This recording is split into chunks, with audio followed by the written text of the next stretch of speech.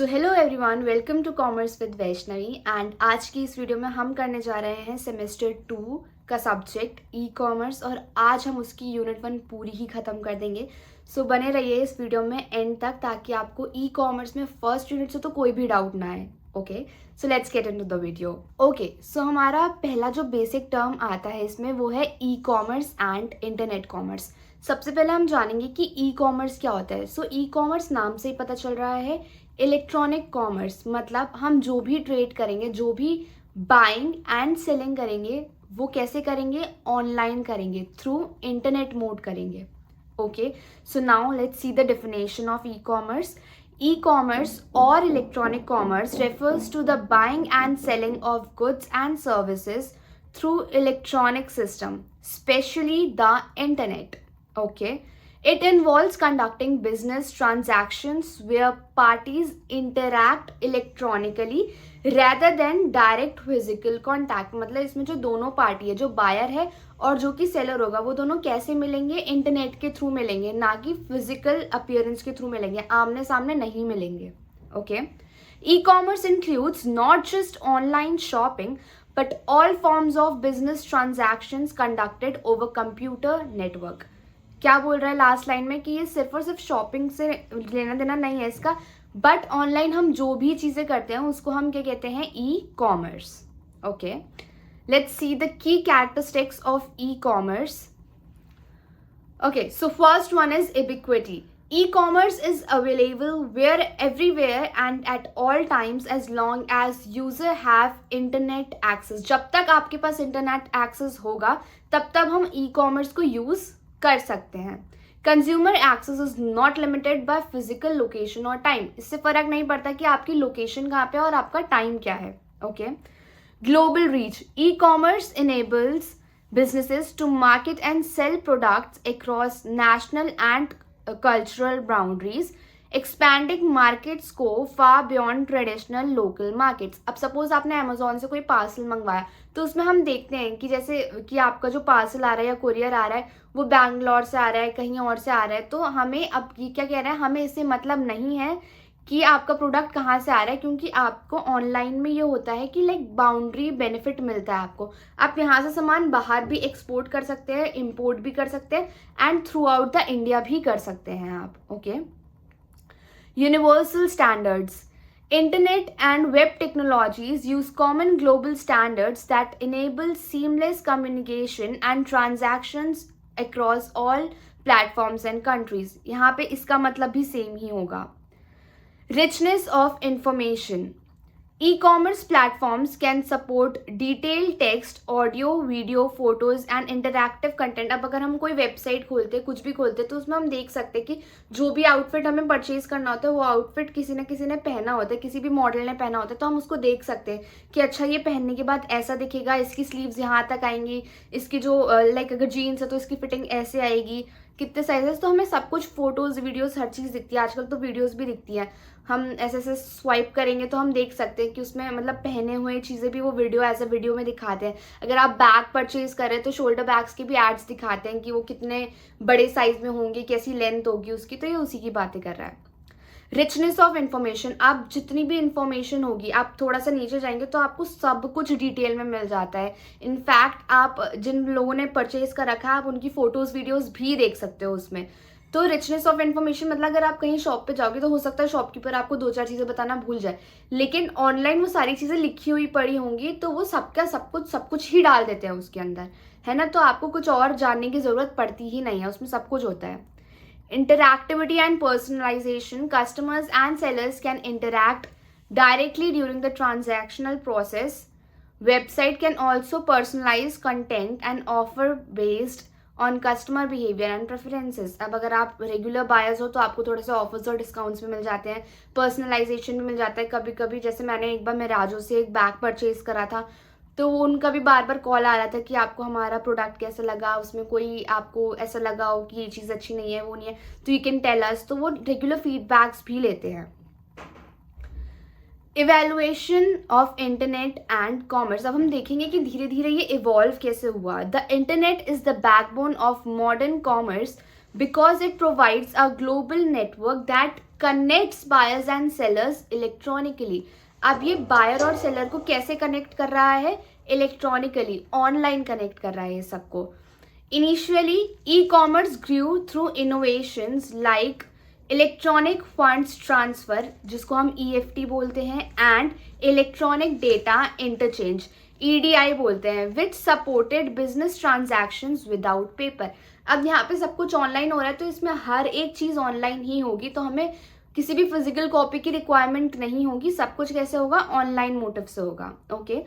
The wide adoption of world wide web WWW and web browser in 1990s accelerated e-commerce, enabling easier access and interaction for business and consumers.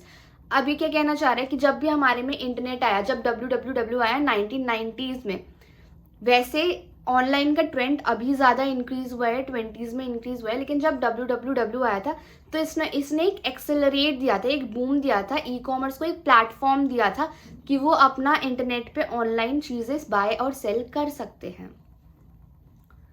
Purpose of internet in commerce provides an online market place where products and services can be displayed. हम दिखा सकते हैं अपने products को और उनको purchase भी कर सकते हैं. Okay. Facilitates communication between business suppliers and customers.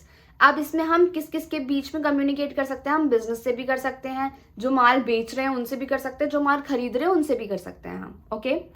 Third is enables real time transaction processing, reducing delays in order. हम ऑर्डर्स के डिलेज को रिड्यूस कर सकते हैं, पेमेंट मेथड को देख सकते हैं, एंड डिलीवरी भी. Okay. The internet economy includes various components such as physical infrastructure, जैसे नेटवर्क हो गया, मार्केट प्लेस हो गया, ऑनलाइन बिजनेस एक्टिविटीज हो गया, हम इन सबको भी ऑब्जर्व कर सकते हैं. Third part is components of e commerce. अब ई कॉमर्स में क्या क्या चीज़ें इंक्लूड होती हैं? This is very simple. First is B2B, business to business. जब हम किसी भी चीज़ को बाय या सेल करते हैं, किसके पर्सपेक्टिव में? Business to business. ये शार्क टैंक में आपने बहुत सारे वर्ड सुने होंगे, B2B, C2B, B2C. आज हम इसी के बारे में देखेंगे होते क्या है. अब क्या कह रही है? ट्रांजैक्शन बिटवीन बिजनेसेस, एक बिजनेस से दूसरे बिजनेस के बीच में ट्रांजैक्शन हो रही है. For example, a manufacturer ordering raw materials from a supplier online. अब जैसे मेरी एक दुकान है कपड़ों की, तो मैं होलसेल से सामान खरीद रही हूँ, उसको मैं B2B में इंक्लूड करूंगी. Now B2C, business to consumer. सामान कहाँ से जा रहा है? बिजनेस से कहाँ जा रहा है? कंज्यूमर में जा रहा है. अब जैसे मैं सेलिंग कर रही हूँ, डायरेक्ट सेल्स जिसमें इंक्लूड हो जाएंगे. अगर मैं कपड़े बेच रही हूँ, मेरी शॉप पे कोई आ रहा है, उसको मैं बिजनेस टू कंज्यूमर में इंक्लूड करूंगी. Consumer to consumer transactions where individual sell products और services to each other through a platform of marketplace. अब जैसे मैंने कोई सामान खरीद लिया दुकान से, अब मैं उसको आगे सेल आउट कर रही हूँ. जब मैं उसको आगे सेल आउट करूंगी तो उसमें क्या हो जाएगा? कंज्यूमर टू कंज्यूमर कहलाएगा. अब कंज्यूमर टू बिजनेस कैसे होगा? C2B कैसे होगा? कंज्यूमर्स ऑफर प्रोडक्ट सर्विसेज और फीडबैक टू बिजनेस. जैसे मैंने बताया, जब मैंने मिराजो का बैग खरीदा, उन्होंने फीडबैक के लिए मुझे कॉल करा था, तो उसको मैं किसके अंदर इंक्लूड करूंगी? Consumer to business. मैं एक कंज्यूमर थी, मैंने सामान परचेज करा था, अब मैं किसको जाके दिखाऊंगी वो सामान, या उसका फीडबैक किसको दूंगी? बिजनेस को दूंगी. तो उसको मैं किस में इंक्लूड करूंगी? B2C में इंक्लूड करूंगी. Okay. These categories help define the type of interactions that occur in online commerce and how goods and services are exchanged over a digital platform. Okay.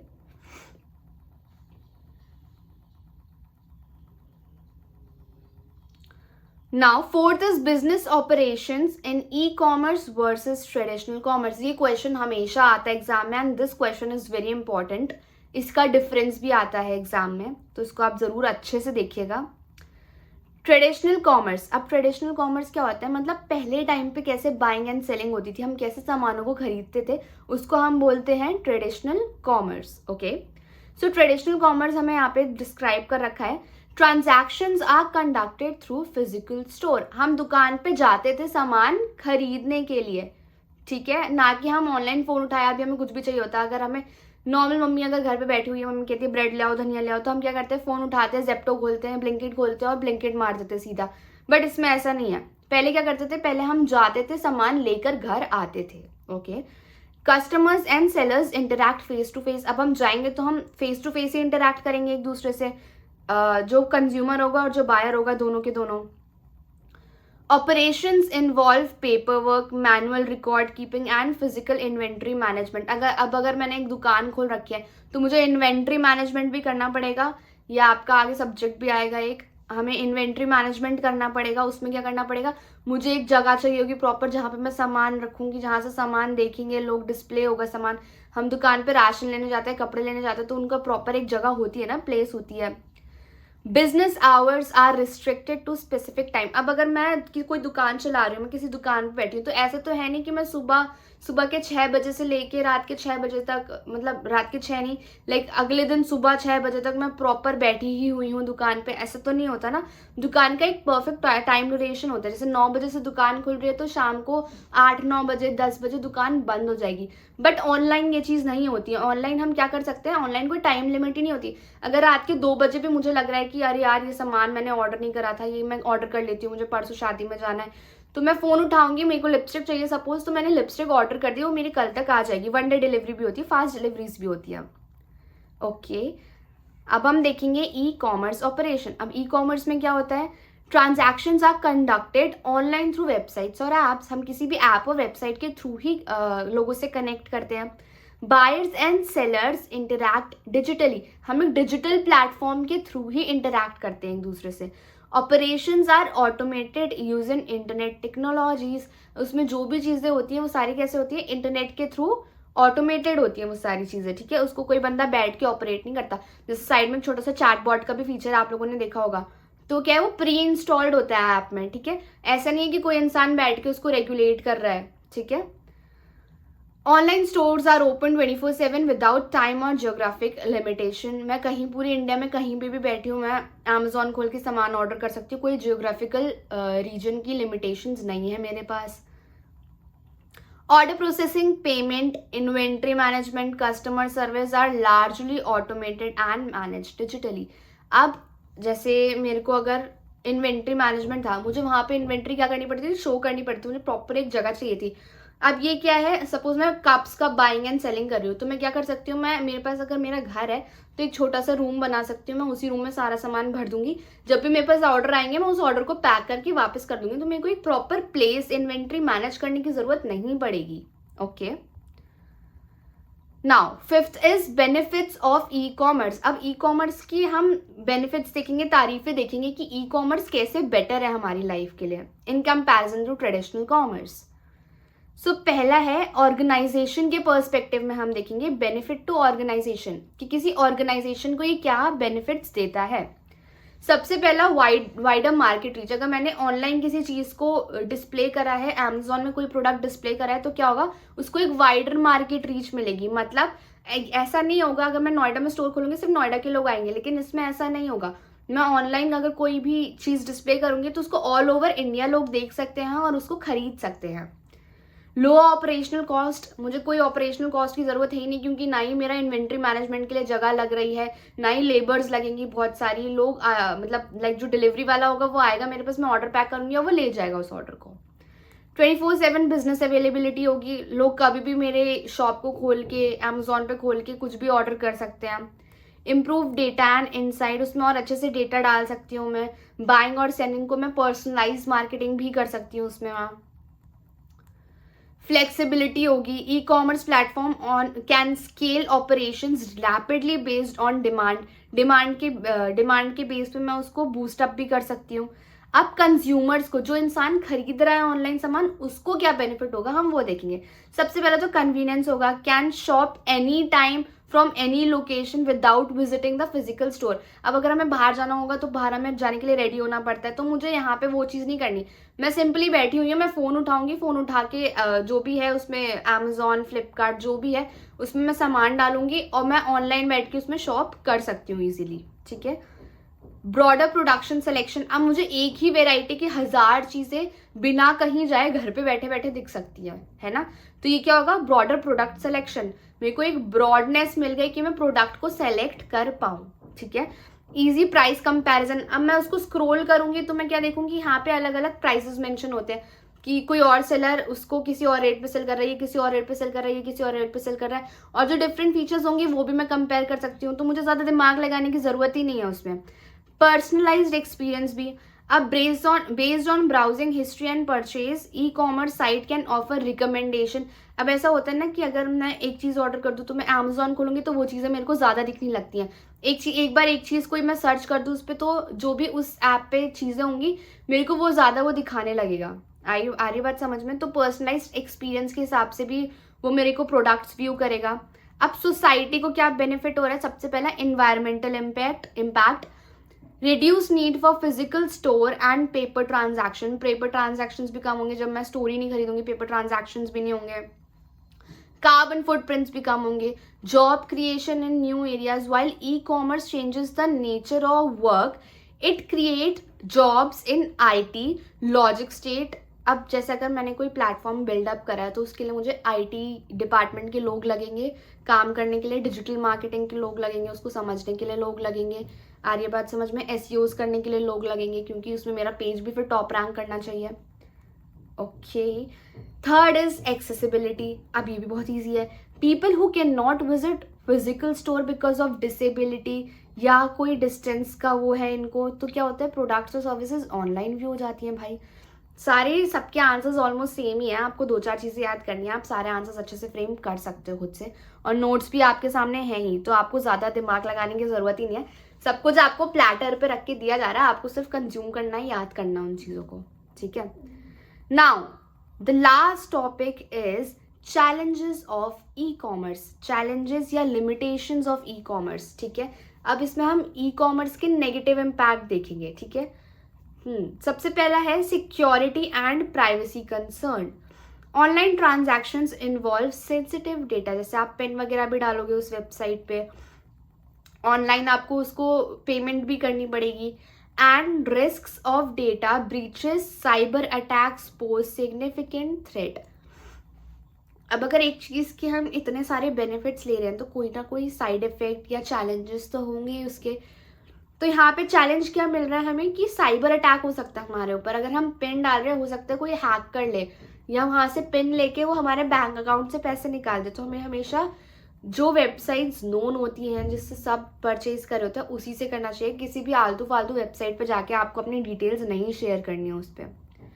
Technical issues, website down time, कभी कभी होता है हम कोई website डालते हैं जो अच्छी नोन होती है, बट वो नॉन वेबसाइट डालते क्या होगा, हम देखेंगे सर्वर नहीं चल रहा उसका, वो अचानक से दिखा रहा है अंडर मेंटेनेंस, बहुत बार होता है ऐसा, तो वेबसाइट भी डाउन हो जाती है। लोडिंग पेज बहुत टाइम लेता है लोड करने में, तो कभी कभी हमारा मन भी हट जाता है कि अरे यार छोड़ बाद में देख लेंगे, ठीक है। तो अगर हम तो उसका लोडिंग पेज बहुत अच्छा होना चाहिए सबसे पहली चीज़, क्योंकि स्टार्टिंग में ही अगर वेबसाइट अच्छी नहीं होगी तो लोग शॉप ही नहीं करते उससे, बहुत बार ये चीज़ें देखी जाती हैं। Payment processing errors can disrupt, हो सकता है पेमेंट ना हो रही हो बार बार, तो कोई चीज़ बंदा कार्ट तक लेकर आया, उसने पूरा आगे तक प्रोसेस करा, तो वो खुद भी इरिटेट हो जाएगा कि पेमेंट नहीं होने पे छोड़ बाद में देखा जाएगा, कहीं और से जाके ले लेंगे कभी जाएंगे तो, ठीक है, वहाँ पे प्रॉब्लम आ सकती है। Customer trust and fraud, consumers may hesitate to purchase online due to fear of fraud. अब जो बंदा पहली बार परचेज कर रहा है उसको तो ये लगेगा कि मैं पहले मैं पैसे भी दे दूँ और फिर मैं सामान खरीदूँ, सामान बाद में रिसीव होगा, या तो ये हो सकता है, या दूसरा क्या हो सकता है, मुझे क्या लगेगा कि मैंने अभी सामान ऑर्डर कर लिया, मुझे सपोज 1 हफ्ते बाद उस चीज़ की नीड है, मेरी ट्रेन है और मुझे दिखा रहा है वो कल डिलीवर हो जाएगा, but due to some circumstances वो डिलीवर नहीं हो पाया ऑर्डर, तो उसमें लॉस तो मेरा ही होगा ना। तो इस चीज़ का फ्रॉड और कस्टमर ट्रस्ट का भी इशू आ सकता है। रिटर्न्स एंड रिफंड इशू, कभी कभी हम रिटर्न पॉलिसी नहीं चेक करते किसी भी चीज़ की, हमने सामान तो मंगा लिया लेकिन अब हमें पसंद नहीं आ रहा, ये सामान सही नहीं आया, तो हो सकता है वो रिटर्न ना हो, ठीक है, तो उसमें भी हमें दिक्कत आ सकती है।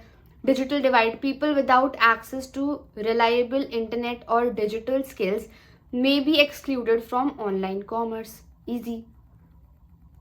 यहाँ पे हमारा सब कुछ खत्म हो चुका है, यूनिट 1 हमारी ओवर हो चुकी है। हम एक छोटी सी समरी देख लेते हैं।